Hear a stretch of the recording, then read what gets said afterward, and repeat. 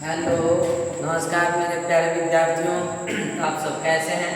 मैं उम्मीद करता हूँ आप सब बहुत अच्छे होंगे, मस्त होंगे, स्वस्थ होंगे और बहुत अच्छी तरह से अपनी पढ़ाई में मेहनत कर रहे होंगे। चलिए विद्यार्थियों, आप सबको आपके पसंदीदा चैनल RS Academy 24 पर तहे दिल से स्वागत करता हूँ। चलिए विद्यार्थियों, आज हम लोग क्लास 10 के केमिस्ट्री का चैप्टर 1 जिसका आप लेक्चर नंबर 2 आज देखेंगे हम लोग। नहीं, कल हम लोग पिछले वीडियो में लेक्चर 1 देखा था, उसमें हम लोग रासायनिक अभिक्रिया एवं समीकरण के बारे में कुछ अध्ययन किया था। नहीं, बेसिक रूप से जो आपका इंट्रोडक्शन था वो हम लोग फर्स्ट लेक्चर में देखे थे। तो जो विद्यार्थी उस लेक्चर को नहीं देखे हैं, पहले उस लेक्चर को देख लेंगे, लेक्चर 1 को, इसके बाद लेक्चर 2 आपको समझ में आएगा। नहीं, चलिए विद्यार्थियों, हम लोग बिना देर किए शुरू कर देते हैं। नहीं, आज पहला हम लोग का टॉपिक आज क्या है कि रासायनिक समीकरण के प्रकार, टाइप्स ऑफ केमिकल इक्वेशन। पिछले वीडियो में हम लोगों ने पढ़ा था रासायनिक समीकरण के बारे में। नहीं, रासायनिक समीकरण होता क्या है? तो विद्यार्थियों, जब भी कोई पदार्थ रासायनिक अभिक्रिया में भाग लेकर एक नया पदार्थ बनाता है, नहीं, जब भी कोई पदार्थ दो या दो से अधिक पदार्थ आपस में क्रिया करके एक नए पदार्थ बनाते हैं तो उसको रासायनिक अभिक्रिया कहते हैं। और जो पदार्थ भाग ले रहे हैं और जो बन रहे हैं वो दोनों को उनके संकेत या उनके अनुसूत्र के रूप में लिख दीजिए, वही क्या कहलाता है? रासायनिक समीकरण, केमिकल इक्वेशन कहलाता है विद्यार्थियों। नहीं, तो चलिए आज हम लोग रासायनिक समीकरण के प्रकार देखेंगे। नहीं, टाइप्स ऑफ केमिकल इक्वेशन, रासायनिक समीकरण के प्रकार। तो रासायनिक समीकरण दो प्रकार के होते हैं विद्यार्थियों। कितने प्रकार के? दो। एक संतुलित रासायनिक समीकरण और दूसरा होता है असंतुलित, बैलेंस्ड केमिकल इक्वेशन, और एक होता है अनबैलेंस्ड केमिकल इक्वेशन होता है। दो प्रकार के इक्वेशन, तो दो प्रकार के समीकरण होते हैं विद्यार्थियों। नहीं, अब इन सबका डिफरेंशियल, संतुलित का मतलब क्या होता है, असंतुलित का मतलब क्या होता है? संतुलित का मतलब होता है संतुलन, बराबर, और असंतुलन का मतलब अलग अलग आपका, नहीं, भिन्न होते हैं। यहाँ पर क्या चीज बराबर होना होगा? हम लोग यहाँ डिफिनेशन में देखेंगे संतुलित रासायनिक समीकरण और असंतुलित रासायनिक समीकरण। तो संतुलित रासायनिक समीकरण किसको बोलते हैं विद्यार्थियों? जैसे हम लोग एग्जाम्पल लेते हैं। नहीं, जैसे मैग्नीशियम रिबन को ऑक्सीजन में जलाने पर क्या बनता है? मैग्नीशियम ऑक्साइड बनता है विद्यार्थियों। यानी एक प्रकार का रासायनिक समीकरण है। क्या है? रासायनिक समीकरण। अब हम लोग देख रहे हैं इसमें एक तरफ जो आपका अभिकारक होता है, एक तरफ क्या होता है विद्यार्थियों? अभिकारक, और इधर को बोलते हैं हम लोग क्या? उत्पाद। क्या बोलते हैं? उत्पाद। ये दोनों का डिफिनेशन हम पिछले लेक्चर में देख चुके हैं, नहीं, कर चुके हैं। तो अभिकारक और उत्पाद का मतलब क्या होता है विद्यार्थियों? जो पदार्थ अभिक्रिया में भाग लेते हैं उसको बोलते हैं अभिकारक, और अभिकारक के संयोग करने से, क्रिया करने से जो नया पदार्थ बनता है उसको बोला जाता है क्या? उत्पाद। सिंपल डिफिनेशन दोनों हम लोग देखे थे कि जब भी कोई अभिकारक आपस में संयोग कर जो भी पदार्थ का निर्माण करता है नए गुण वाले, उसी को हम लोग क्या बोलते हैं? उत्पाद करते हैं। तो अब देखिए विद्यार्थी, संतुलित और असंतुलित की बात कही जा रही है। अब ये जो आप देख रहे हैं मैग्नीशियम, ये क्या है विद्यार्थियों? मैग्नीशियम। कौन है? मैग्नीशियम। अब मैग्नीशियम का शब्द है, अरे ऑक्सीजन, नहीं, ऑक्सीजन। अब ऑक्सीजन और मैग्नीशियम, इनसे बना कौन सा? Magnesium oxide. कौन बना विद्यार्थियों? मैग्नीशियम ऑक्साइड बना, नहीं, ऑक्साइड। अब यहाँ पर ये शब्द में हम लोग यही शब्द समीकरण को आप क्या किए? इनके संकेतों में लिख दिए। ये अब हो गया समीकरण हो गया। क्या विद्यार्थी? समीकरण। अब इसको संतुलित बोलेंगे कि असंतुलित? तो सिंपल सा विद्यार्थियों, आप देखिए अभिकारक और उत्पाद में अगर परमाणुओं की संख्या बराबर है, तत्व की परमाणुओं की संख्या अगर बराबर है तो हम लोग बोलेंगे संतुलित, और अगर बराबर नहीं तो क्या बोलेंगे? असंतुलित। यहाँ पे मैग्नीशियम ऑक्सीजन, मैग्नीशियम की परमाणु एक इधर है, इधर भी एक है, मैग्नीशियम तो बराबर है, परंतु ऑक्सीजन की परमाणु कितने हैं इधर? 2 और इधर कितने हैं? 1। क्या ऑक्सीजन बराबर है? नहीं, ये बराबर नहीं है, तो ये आपका कौन सा समीकरण होंगे? असंतुलित। कौन हो जाएंगे विद्यार्थियों? असंतुलित। लेकिन हमने इसमें जैसे 2 से मल्टीप्लाई और इसमें 2 से मल्टीप्लाई कर दी, अब ये संतुलित हो गया कि नहीं हो गया? अब हम लोग संतुलित करने के लिए सीखेंगे समीकरण कैसे संतुलित किया जाता है। तो मैग्नीशियम 2 मैग्नीशियम 2 इधर, ऑक्सीजन 2 ऑक्सीजन में कितने हो गए? यानी कि ये संतुलित रासायनिक समीकरण हो गया। इसका डिफिनेशन सिंपल है विद्यार्थियों कि नहीं, वैसे रासायनिक समीकरण जिसमें अभिकारकों एवं उत्पादों, अभिकारकों एवं उत्पादों में तत्व के परमाणुओं की संख्या क्या हो? बराबर हो, उसे हम लोग क्या बोलते हैं? संतुलित रासायनिक समीकरण। और जब अभिकारक और उत्पाद के परमाणुओं की संख्या बराबर नहीं है तब उसको क्या बोलेंगे हम लोग? असंतुलित। इसका भी एग्जाम्पल हम लोग लेते हैं, जैसे विद्यार्थियों H2 नहीं वो हम लोग Cl2 से क्रिया करा तो बनता है कौन? HCl। क्या ये संतुलित है? नहीं है सर। हाइड्रोजन परमाणु 2 है इधर, इधर कितना है? 1। क्लोरीन की परमाणु 2, इधर कितने हैं? 1। संतुलित है? नहीं, यानी बराबर नहीं है। इसका मतलब है कौन सा समीकरण हो जाएगा? असंतुलित। इसका डिफिनेशन सिंपल विद्यार्थियों क्या कि वैसे रासायनिक समीकरण जिसमें ये अभिकारक हो गया, ये क्या हो गया विद्यार्थियों? अभिकारक। और इसको क्या बोलेंगे? उत्पाद। नहीं, अब तो अभिकारक उत्पाद में आपने बुलाएंगे, तो अभिकारक और उत्पाद दोनों तरफ तत्वों की परमाणु संख्या बराबर नहीं है, परमाणु संख्या बराबर नहीं, इसलिए कौन सा समीकरण होगा? असंतुलित रासायनिक समीकरण। डिफरेंस समझ गए होंगे? चलिए अब हम लोग विस्तार से लिखेंगे भी। नहीं, अब देखिए संतुलित रासायनिक समीकरण, बैलेंस्ड केमिकल इक्वेशन किसको बोलेंगे? ऐसे रासायनिक समीकरण जिसमें समीकरण के दोनों ओर, मतलब अभिकारक और उत्पाद नहीं, दोनों प्रत्येक तत्व के परमाणुओं की संख्या क्या हो? समान हो, उसे क्या बोलेंगे हम लोग? संतुलित रासायनिक समीकरण। बोले ना भी, दोनों प्रत्येक तत्व, दोनों कहने का मतलब एक तरफ कौन सी है? अभिकारक। क्या विद्यार्थियों? अभिकारक। और एक तरफ कौन सी है? उत्पाद। तो दोनों तरफ तत्वों की परमाणुओं की संख्या क्या होना चाहिए? समान। समान है तो बराबर होना चाहिए, उसे हम लोग क्या बोलेंगे? संतुलित रासायनिक समीकरण। यहाँ पर बराबर है, हाइड्रोजन 2 क्लोरीन 2, इधर भी 2 से मल्टीप्लाई कर दें तो हाइड्रोजन क्लोरीन दोनों क्या हो गए? 2-2 हो गए, यानी कि संतुलित रासायनिक समीकरण है। समझ में आ गया विद्यार्थियों? नहीं, इस तरह से हम लोग एग्जाम्पल ले सकते हैं बहुत सारे। नहीं, जैसे यहाँ पे ले लिया हम लोग HCl। नहीं, HCl को क्रिया करा दी किसके साथ? सोडियम के साथ। ये बन गया आपका कौन? NaCl प्लस क्या बनेगा आपका? H2। ये संतुलित है, मैं इसको संतुलित कर देना होगा। यहाँ पर 2 से, यहाँ पर भी 2 से, और यहाँ पर भी कितने से? 2 से। अब देखिए हाइड्रोजन क्लोरीन 2, क्लोरीन भी इधर 2 से मल्टीप्लाई कर 2, हाइड्रोजन भी 2, सोडियम 2, यहाँ भी सोडियम कितने हो गए? 2। यानी ये संतुलित समीकरण। ये भी कौन सा समीकरण? संतुलित। यहाँ पर देखिए हाइड्रोजन की संख्या इधर कितने हैं? हाइड्रोजन 2, क्लोरीन भी कितना है विद्यार्थियों? 2, सोडियम भी कितना है? 2 है। यानी कि इधर की जो तत्वों की परमाणु संख्या क्या है? नहीं, और इधर का देखो, इधर आपका सोडियम क्या हो गया?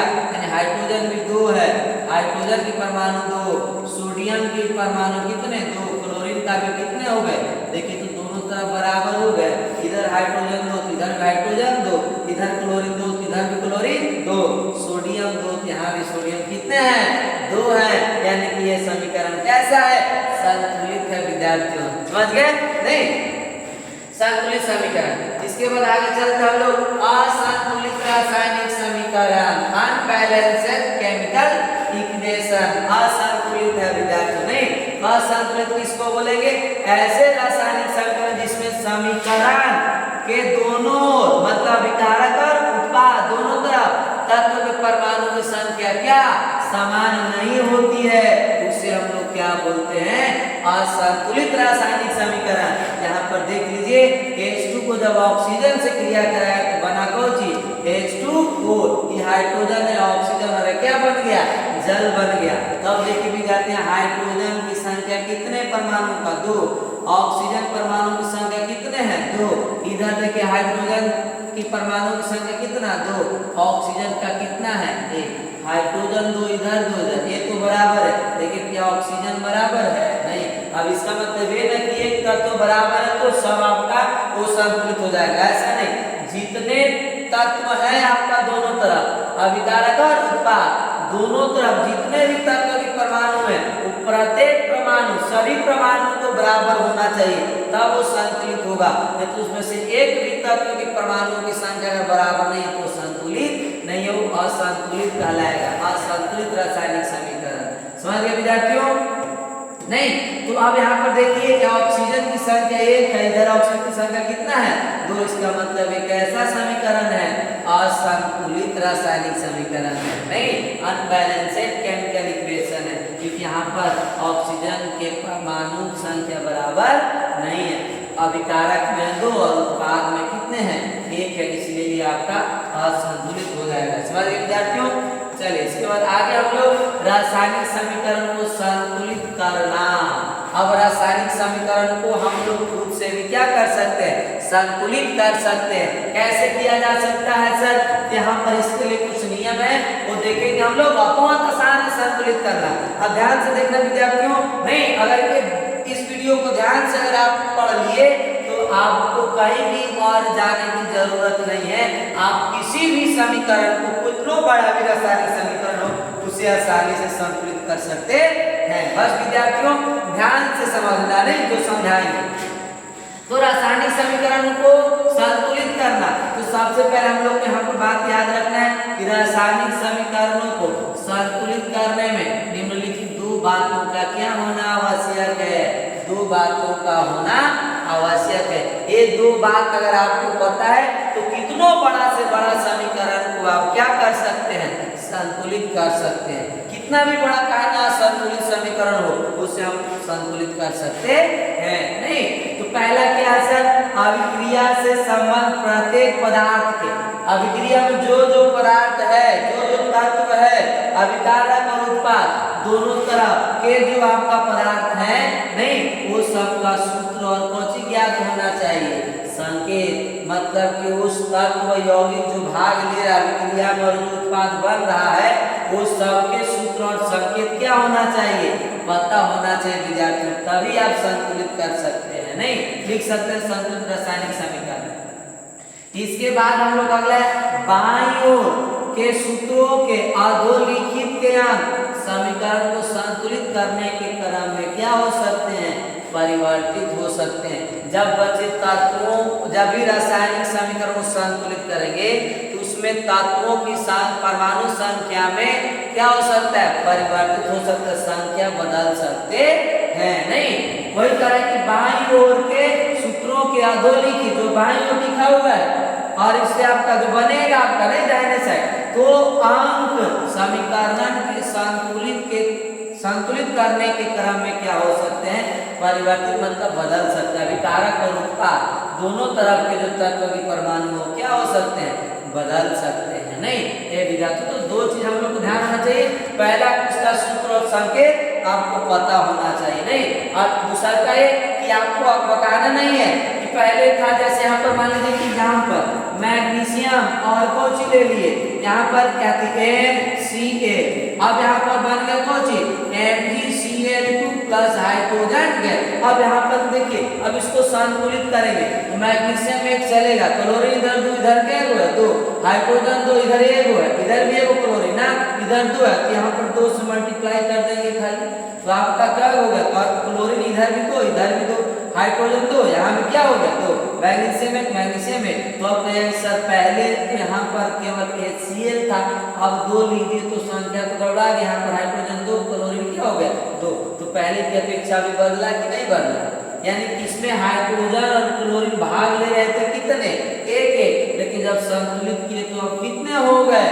2-2 हो गए नहीं, और इधर भी आपका क्लोरीन 2 था, इधर हाइड्रोजन कितने थे, 2 थे। इधर नहीं परिवर्तित हुए, लेकिन इधर क्या हो गए, परिवर्तित हो गए। तो रासायनिक समीकरण को संतुलित करने के क्रम में हो सकता है विकारक और उत्पाद दोनों तरफ तत्व के परमाणु की संख्या परिवर्तित हो सकते हैं, या अभिकारक का परिवर्तित हो सकते हैं, उत्पाद का परिवर्तित नहीं होंगे। सब समीकरण में अलग अलग आपका है नहीं।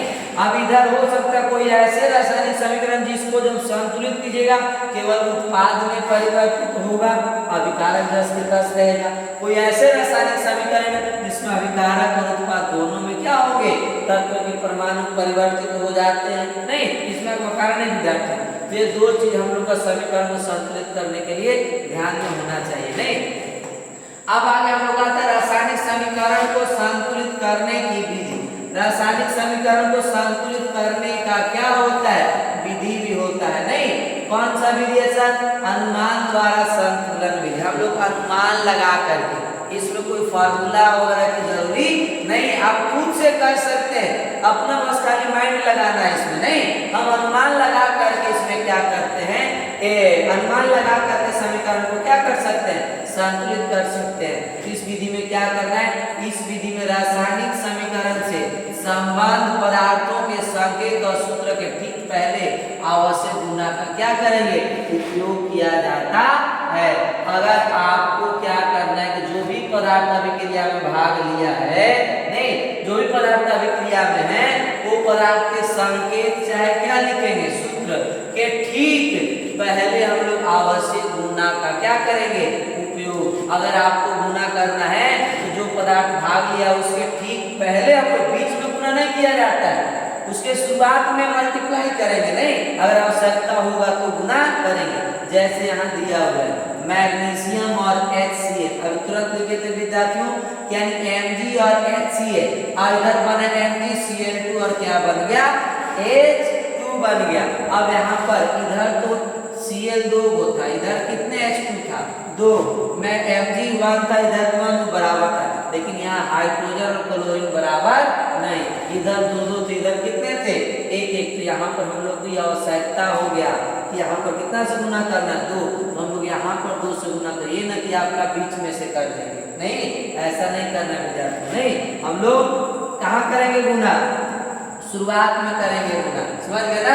ये चीज जैसे आप यहाँ पर एग्जाम्पल दे दे कि हम लोग जिंक नहीं को क्रिया कराएंगे किसके साथ, जिंक आपका मान लीजिए क्रिया करता है किसके साथ, H2SO4, अब क्रिया करके बनाएंगे कौन चीज, ZnSO4 प्लस क्या हो जाएगा, H2।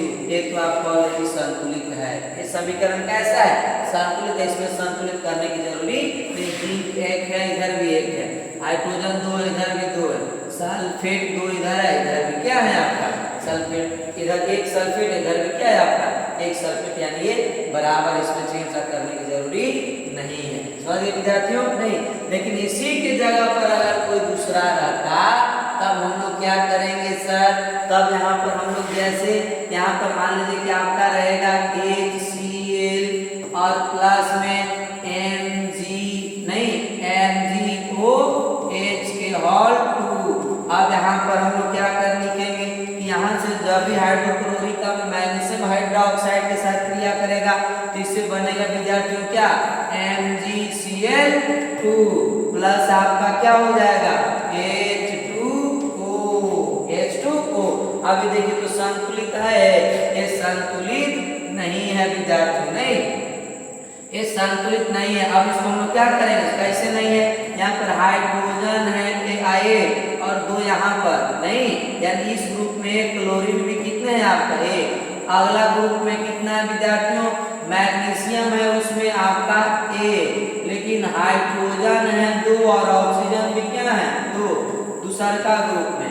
अब इधर देख लीजिए, इधर मैग्नीशियम है कितने 1, क्लोरीन कितने विद्यार्थियों 2 पहला ग्रुप में। और याद रखिए प्लस के चिन्ह अगर जहाँ पर है तो अलग अलग ग्रुप बढ़ जाते हैं नहीं। और यहाँ पर आपका H2 में यानी कि हाइड्रोजन कितने हैं 2 और ऑक्सीजन कितने हैं 1। अब देखिए विद्यार्थियों यहाँ पर मैग्नीशियम इधर है किधर भी, ये तो बराबर हाइड्रोजन 1 यहाँ और 2 यहाँ, क्या है 3, यहाँ हाइड्रोजन 2 ही है ना केवल, और इधर कितने हैं 3, ये हाइड्रोजन बराबर नहीं है। ऑक्सीजन यहाँ पर 2, ऑक्सीजन यहाँ कितने हैं 1, ऑक्सीजन भी बराबर नहीं, हाइड्रोजन बराबर नहीं है। इधर क्लोरीन 1, इधर क्लोरीन कितने हैं 2 है। यहाँ पर अभी संतुलित नहीं ना है, तो अब यहाँ पर हम लोग क्या करेंगे संतुलित करेंगे। और संतुलित करने के लिए क्या कहा गया है कि जो समीकरण से संबद्ध पदार्थ है, मतलब समीकरण में जो पदार्थ हैं उनके संकेत और सूत्र के ठीक पहले हम लोग आवश्यक क्या करते हैं गुना का उपयोग करते हैं। ठीक पहले अगर जरूरत पड़ेगा तो गुना का उपयोग करेंगे, नहीं तो यहाँ पर देखेंगे विद्यार्थी हम लोग कि जो हाइड्रोजन इधर 3 है और इधर कितने हैं 2 है। अब हम लोग क्या करेंगे यहाँ पर इसमें 2 से मल्टीप्लाई कर देंगे, नहीं यहाँ पर कितने से मल्टीप्लाई कर देंगे 2 से, इधर 2 से जब मल्टीप्लाई करेंगे और यहाँ पर 2 से जब मल्टीप्लाई करेंगे घर में जो जो तत्व है सब में गुना करना है, ऐसा नहीं केवल हाइड्रोजन ही करना है। तो हाइड्रोजन 1 और 2 से मल्टीप्लाई करेंगे तो कितने हो जाएंगे 2, क्लोरीन भी 1 है तो गुना करेंगे 2 से तो कितना हो जाएगा 2। अब मैग्नीशियम में देखिए आप, अब हाइड्रोजन के तो बराबर होगा हाइड्रोजन 2, इधर भी 2, 2 और 2 कितने हो गए 4, इधर हाइड्रोजन कितने हैं केवल 2 है, नहीं तो अभी भी बराबर नहीं है। लेकिन क्लोरीन इधर 2 हो गया, इधर कितने 2, ये तो बराबर हो गया।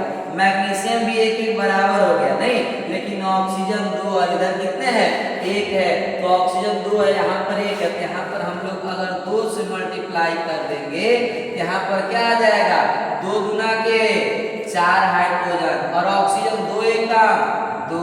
अब देखिए तो विद्यार्थी संतुलित हो गया।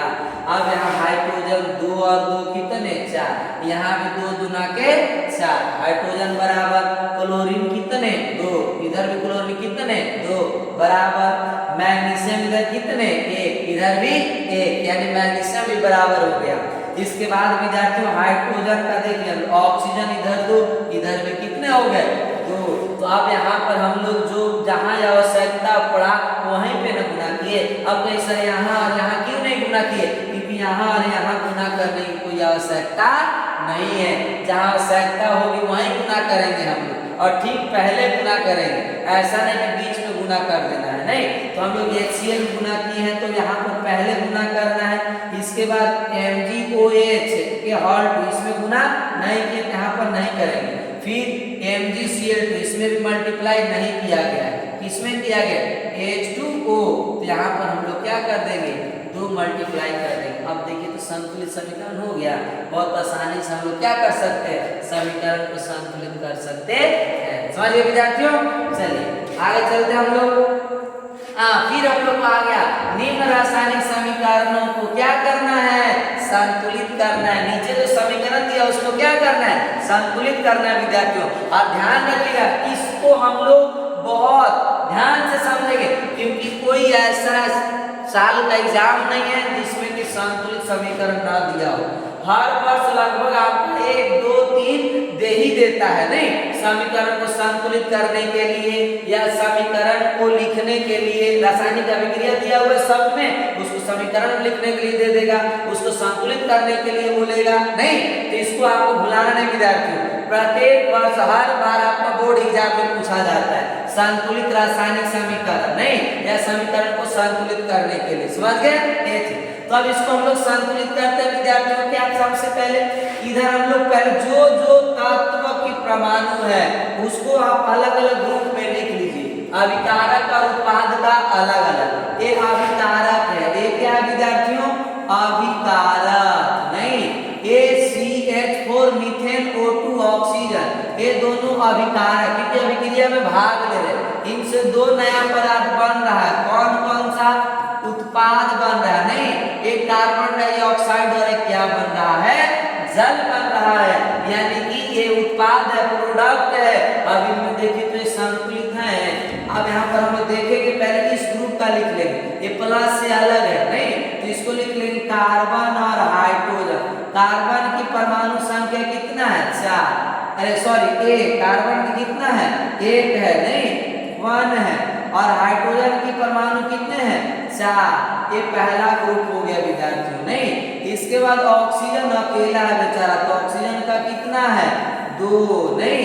इसके बाद अब हम लोग किसमें देखेंगे, अभिकारक में। किसमें देखेंगे विद्यार्थियों, अभिकारक। तो अभिकारक का पहला ग्रुप कार्बन डाइऑक्साइड, कार्बन के परमाणु कितने 1, ऑक्सीजन परमाणु कितने हैं 2, इसको बंद कर देंगे।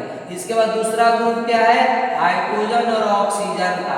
हाइड्रोजन कितना विद्यार्थियों 2, ऑक्सीजन कितना है, ऑक्सीजन 1 है आपका, नहीं ऑक्सीजन क्या है 1 है, नहीं ऑक्सीजन 1 है। अब इसमें देखिए तो कार्बन 1 ये बराबर, इसमें छेड़छाड़ नहीं करना है।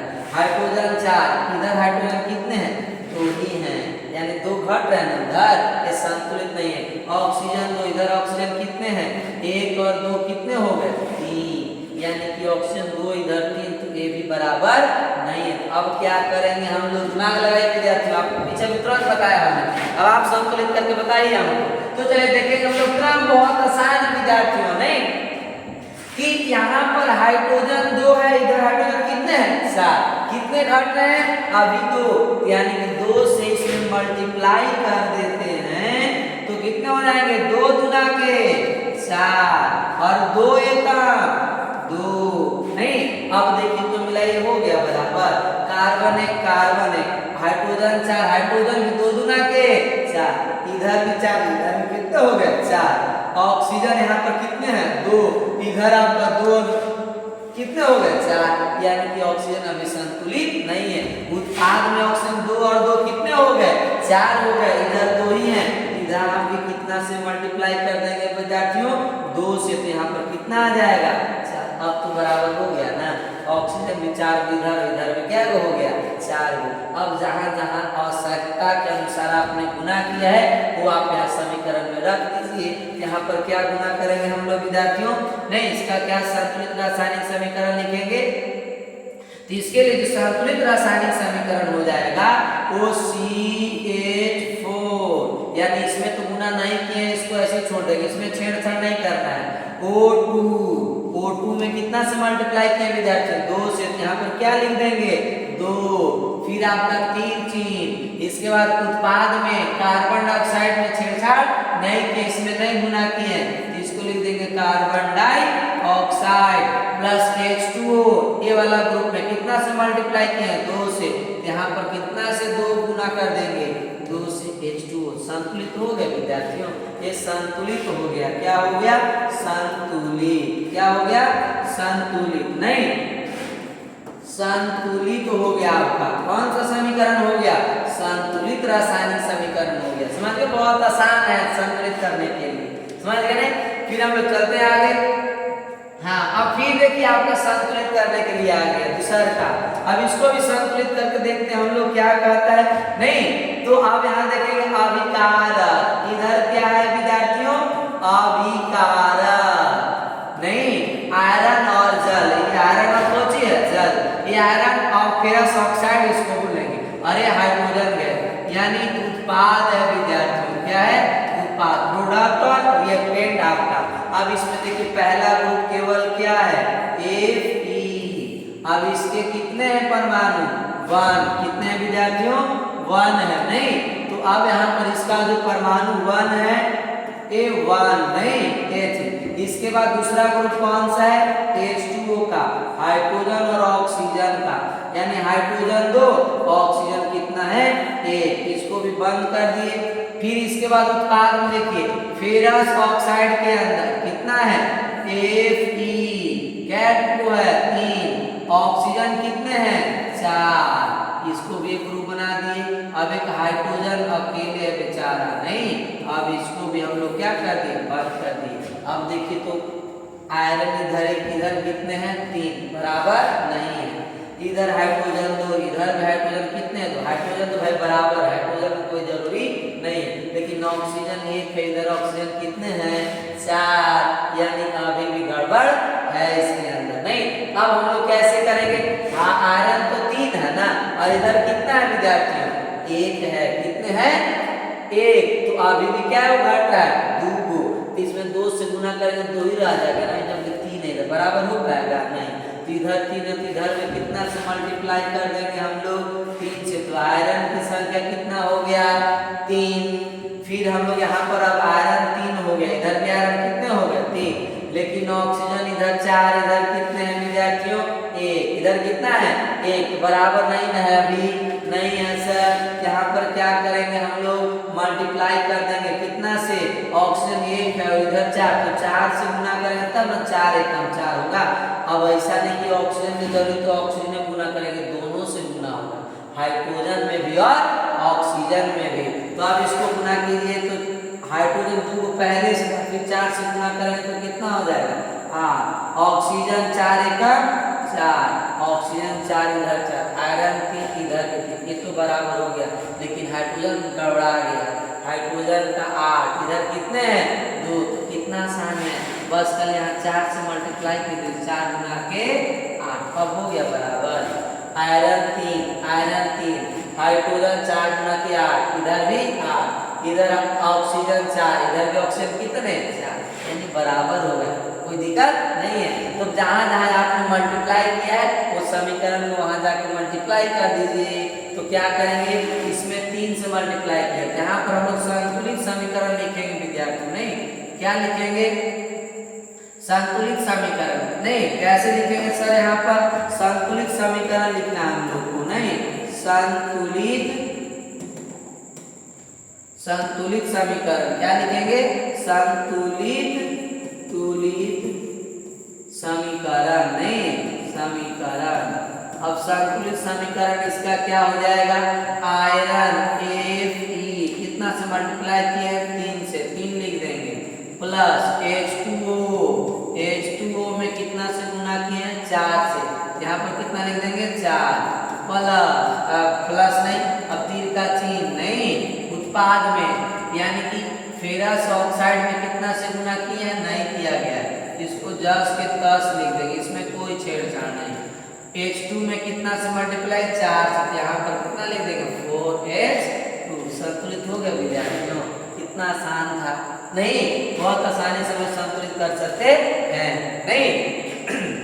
अब मैं उम्मीद कर सकता हूँ कि आप लोग अब किसी भी प्रकार का अगर समीकरण दे कितना भी बड़ा हो तो उसको आसानी से क्या कर सकते हैं, सब बस सिंपल फंडा है कि अभिकारक के सब ग्रुप को लिख दीजिए, उत्पाद को भी ग्रुप को अलग अलग क्या कर दीजिए लिख दीजिए, अब इस सब में जहाँ जहाँ जरूरत पड़ रहा है आवश्यकता के अनुसार उसको मल्टीप्लाई कर दीजिए, फिर भी काउंट कर लीजिए बराबर है कि नहीं, अगर बराबर आ गया तो जिस ग्रुप में आप जितना से मल्टीप्लाई किए वहां पर उतना से मल्टीप्लाई कर दीजिए, संतुलित हो जाएगा। समझ गए विद्यार्थियों, चलिए फिर आगे देखते हैं हम लोग।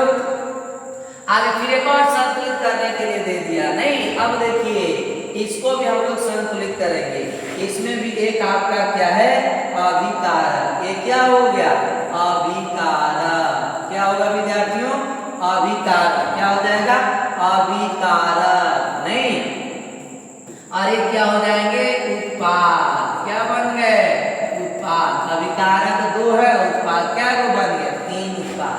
अब इसको भी संतुलित करेंगे तो हम लोग अभिकारक को क्या कर देंगे ग्रुप अलग अलग कर देंगे, MnO2 आपका मैग्नीज ऑक्साइड, इसको क्या बोलेंगे मैग्नीज ऑक्साइड, मैग्नीज की परमाणु संख्या परमाणु 1 है, ऑक्सीजन की परमाणु कितने हैं 2 हैं, नहीं और HCl दूसरा ग्रुप कौन है HCl, हाइड्रोजन की परमाणु 1 और क्लोरीन का भी परमाणु कितना 1, सिंगल परमाणु है, नहीं।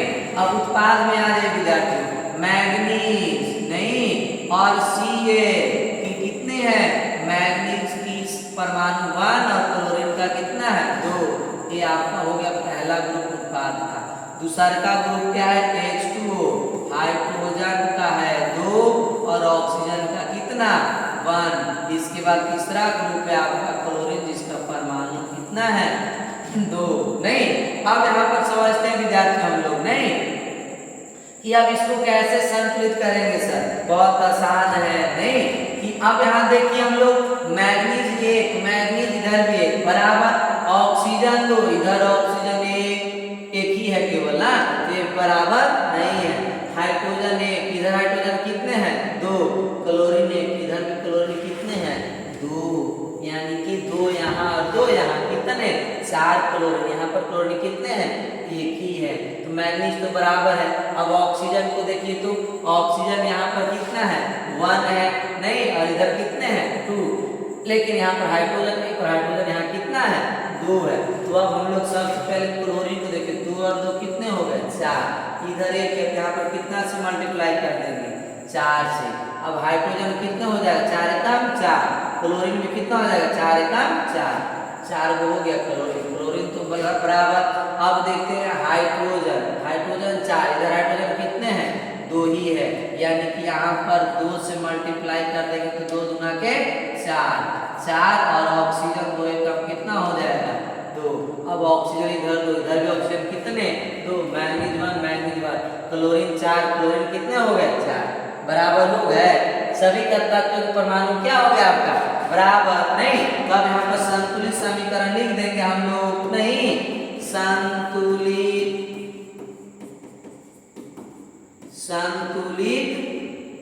समीकरण, नहीं संतुलित समीकरण। मैग्नीज ऑक्साइड में गुना नहीं कि इसको जस के तस छोड़ देंगे हम लोग, प्लस HCl में कितना से गुना किए 4 से, यहाँ पर कितना 4 से HCl 4HCl, फिर आपका मैग्नीज और क्लोराइड इसमें नहीं चेंजिंग किया हम लोग, नहीं गुना किए, तो ये आपका क्या हो जाएगा विद्यार्थियों मैग्नीज क्लोराइड जस के तस लिख देंगे। इसके बाद H2O यानी जल, जल में कितना से मल्टीप्लाई किए 2 से, यहाँ पर कितना से मल्टीप्लाई कर देंगे जल के अंदर 2 से, फिर इसके बाद क्लोरीन में मल्टीप्लाई नहीं किए तो Cl2 जस के संतुलित हो गया। बहुत आसान है। अब मैं उम्मीद कर सकता हूँ आप लोग से कि आप किसी भी रासायनिक समीकरण को क्या कर सकते हैं संतुलित कर सकते हैं। समझ गए विद्यार्थियों, चलिए तो अब हम लोग यहाँ तक नहीं समझ चुके, अब आगे देखते हम लोग, नहीं अगला स्लाइड में देखिए, बहुत प्यारा सा टॉपिक हम लोग का है। अगला टॉपिक बहुत इंपॉर्टेंट है, इससे आपका क्वेश्चन पूछता है, इसको ध्यान रखिएगा। नहीं अब रासायनिक समीकरण हम लोग क्यों लिखते हैं, उससे क्या हम लोग को मिलता है, क्या बेनिफिट होता है, क्या सूचना मिलता है उससे। यहाँ पर देखिए कितनी सूचनाएं मिलती है रासायनिक समीकरण से बच्चों, नहीं बहुत सारी सूचनाएं मिलती है हम लोग को। तो कौन कौन सी सूचना मिलती है सर यहाँ पर बताइए। तो चलिए देखिए यहाँ पर दिया हुआ है, सबसे पहले कि रासायनिक समीकरण से प्राप्त होने वाली सूचनाएं नीचे दी गई है। किसी रासायनिक समीकरण से हमें निम्नलिखित सूचनाएं प्राप्त होती है, नीचे आपका दिया हुआ है, नहीं ये निम्नलिखित सूचनाएं नीचे दी हुई है। क्या तो 7 सूचनाएं, कितनी सूचनाएं हैं बच्चे 7 सूचना हम लोग को दिया गया यहाँ पर, नहीं सबको समझेंगे एक एक करके हम लोग। कौन कौन सी है, तो पहला आपका क्या कि रासायनिक समीकरण हम लोग को क्या जानकारी देता है, क्या सूचना देता है। तो सबसे पहले कि यह अभिकारकों एवं उत्पादों के संकेत सूत्र की जानकारी देता है। अगर हम लोग किसी भी रासायनिक अभिक्रिया को समीकरण के रूप में नहीं लिखते हैं तो हम लोग को अभिकारक और उत्पाद के संकेत सूत्र की जानकारी नहीं मिल पाएगी। तो उनके संकेत और सूत्र को प्राप्त करने के लिए हम लोग को किसका उपयोग करना पड़ता है, रासायनिक समीकरण। रासायनिक समीकरण से हम लोग को जानकारी मिलती है। समझ गए बच्चे, आपसे पूछेगा क्वेश्चन किसी भी रासायनिक अभिक्रिया को रासायनिक समीकरण के रूप में लिखने से क्या फायदा है, रासायनिक समीकरण के रूप में क्यों लिखा जाता है, नहीं यही कारण है, इसीलिए लिखा जाता है। इतनी सारी सूचनाएं हम लोग को देती है। तो पहला कि रासायनिक समीकरण हमें अभिकारकों और उत्पादों के सूत्र या संकेत की जानकारी देता है। पहला समझ गए। अब संकेत और सूत्र क्या है आप जानते हैं, कोई भी तत्व के उनके एक आपका जो अंग्रेजी अक्षर का जो पहला अक्षर के द्वारा प्रदर्शित किया दर्शाया जाए तो वही उसका क्या होता है, संकेत होता है। इसको आपने 9th क्लास में पढ़ा होगा, नहीं संकेत प्रतीक, नहीं एक ही बात है। तो अगला रासायनिक समीकरण यह बताता है कि अभिक्रिया में कौन कौन से पदार्थ भाग ले रहे हैं और अभिक्रिया के फलस्वरूप कौन कौन से पदार्थों का निर्माण हो रहा है। हम लोग को यह भी बताता है रासायनिक समीकरण कि रासायनिक अभिक्रिया में कौन कौन से पदार्थ भाग ले रहे हैं और कौन पदार्थ का निर्माण हो रहा है। जैसे यहाँ पर देख लीजिए नाइट्रोजन और हाइड्रोजन आपस में क्या कर रहा है, अभिक्रिया, ये अभिक्रिया में भाग ले रहा है नाइट्रोजन और हाइड्रोजन और इससे बन रहा है कौन सी, अमोनिया। हम लोग को रासायनिक समीकरण ये भी जानकारी देता है कि अभिक्रिया में कौन कौन से पदार्थ भाग लिए और उससे कौन पदार्थ बना। यहाँ पर देखिए नाइट्रोजन हाइड्रोजन भाग लिया, इनसे बना कौन, अमोनिया बना। हम लोग को जानकारी मिल गया ना विद्यार्थियों। हाँ चलिए आगे या अभिक्रिया में भाग लेने वाले अभिकारकों के परमाणुओं एवं अणुओं की आपेक्षिक संख्याओं की जानकारी देता है।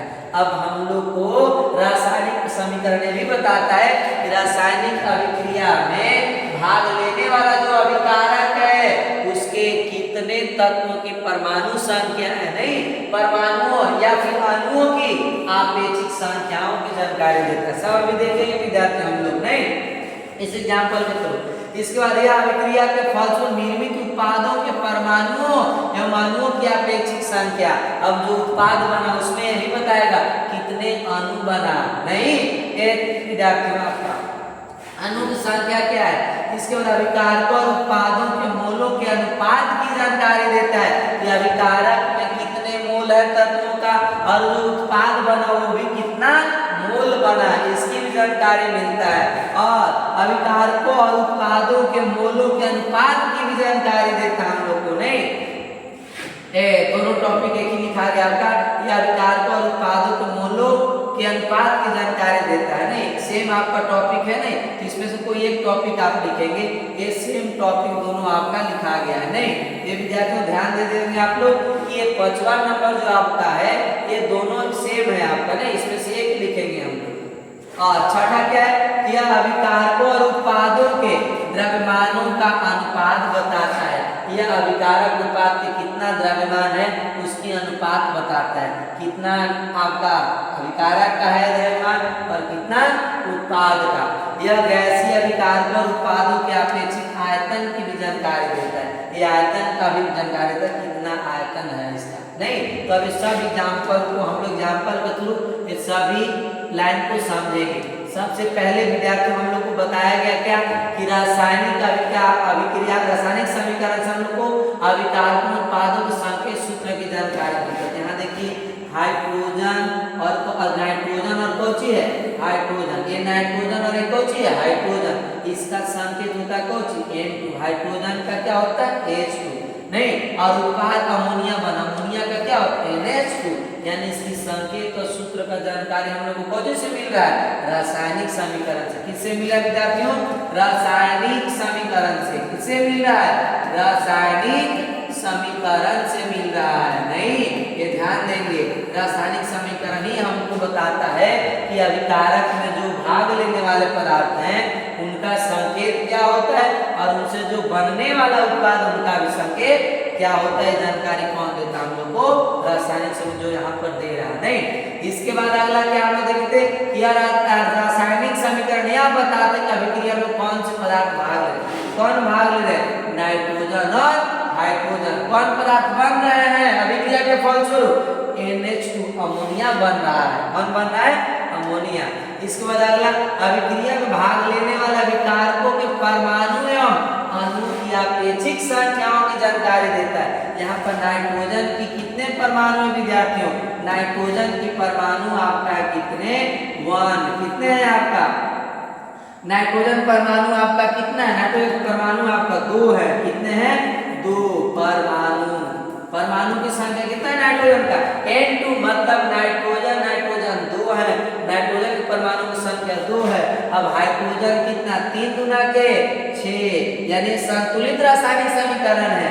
तो अब यहाँ पर हम अब ये भी पूछ सकता है आपसे संतुलित रासायनिक समीकरण से क्या सूचना मिलता है, तो सेम आपका है विद्यार्थियों, नहीं तो यहाँ पर आपका हाइड्रोजन के परमाणु कितना हो जाएगा 6, कितने परमाणु हो जाएंगे 6, और अमोनिया का अणु जो है कितने अणु है 2 अणु बना हुआ है, कितने अणु बन गया 2 अणु बन रहा है, नहीं 2 नाइट्रोजन के परमाणु 6 हाइड्रोजन के परमाणु से संयोग करके 2 अमोनिया के अणु बना रहे हैं, ये जानकारी मिला हम लोग।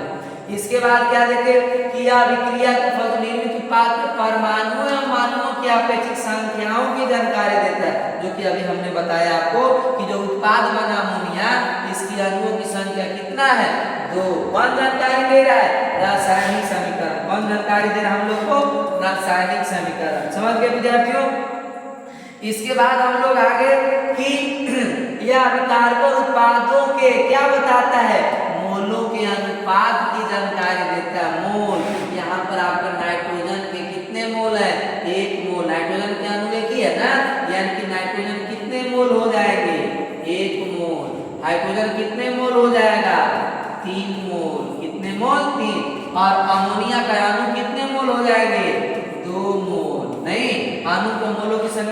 जाएगा 2, और यहाँ पर आपका हाइड्रोजन के मोलों की संख्या कितना 3 और नाइट्रोजन का कितना हो जाएगा विद्यार्थियों 1 होता है। नहीं, इसके बाद हम लोग छठा नंबर कि अभिकारक उत्पादों को द्रव्यमानों का अनुपात बताता है। यहाँ पर देखिए कि अभिकारक में नाइट्रोजन और हाइड्रोजन के जो परमाणु का मोलों का अनुपात बताया हम लोग का क्या, नाइट्रोजन की मोल 1 और हाइड्रोजन का मोल कितना है 3, यानी 3 अनुपात कितना है 1 अनुपात कितना है 3, यानी नाइट्रोजन और हाइड्रोजन के रेशियो जो होता है विद्यार्थियों वो 1 रेशियो क्या हो गया आपका 3, 1 अनुपात कितना है 3। तो मोल के अनुपात की भी जानकारी दे रहा हम लोग को। इसके बाद करा क्या, द्रव्यमानों का अनुपात बताता है, यानी कि नाइट्रोजन का द्रव्यमान कितना होगा, एक नाइट्रोजन का द्रव्यमान संख्या होता है 14, तो 2 का कितना हो जाएगा विद्यार्थियों 14 गुना के 28, कितने हो जाएंगे 14 गुना के 28, इसका 28 द्रव्यमान हो जाएगा। द्रव्यमान कितना हो जाएगा 28। अब हाइड्रोजन, एक हाइड्रोजन का द्रव्यमान होता है कितना 1, यहाँ पर 3 गुना का 6 हो गया, तो कितना हो जाएगा 6 × 1 यानी 6 कम 6, यहाँ द्रव्यमान कितना हो जाएगा आपका 6 द्रव्यमान हो जाएगा। कितना हो जाएगा विद्यार्थियों 6 हो जाएगा आपका द्रव्यमान। समझ रहे नहीं। इसके बाद आगे कि आपका इसका द्रव्यमान कितना है आपका, इसका द्रव्यमान हम लोग निकाल सकते हैं नहीं, इसका जो द्रव्यमान आपका आणविक द्रव्यमान होगा नाइट्रोजन और हाइड्रोजन है, नाइट्रोजन का हो जाएगा कितना 14, कितना 14 2 है तो 14 गुना के 28, और हाइड्रोजन 3 गुना के 6, तो एक हाइड्रोजन के तो 6 का कितना हो जाएगा आपका 6 का हो जाएगा 6 का 6 यानी 6 हो गया। अब ये दोनों को जोड़ दीजिए, 28 + 6 = 8 14 के 4, हासिल कितना हुआ 1 6, अरे 2 और 1 कितना हो जाएगा आपका 3, यानी 34 हो जाएगा। इसका द्रव्यमान कितना हो जाएगा विद्यार्थियों 34 हो जाएगा। नहीं, ये आणविक द्रव्यमान हो जाएगा। ये अणु है तो अणु द्रव्यमान कैसे निकलता है, तो अणु में उपस्थित सभी तत्वों के परमाणु द्रव्यमान को जब जोड़ दीजिएगा तो अणु का द्रव्यमान निकल जाता है विद्यार्थी। समझ गए नहीं।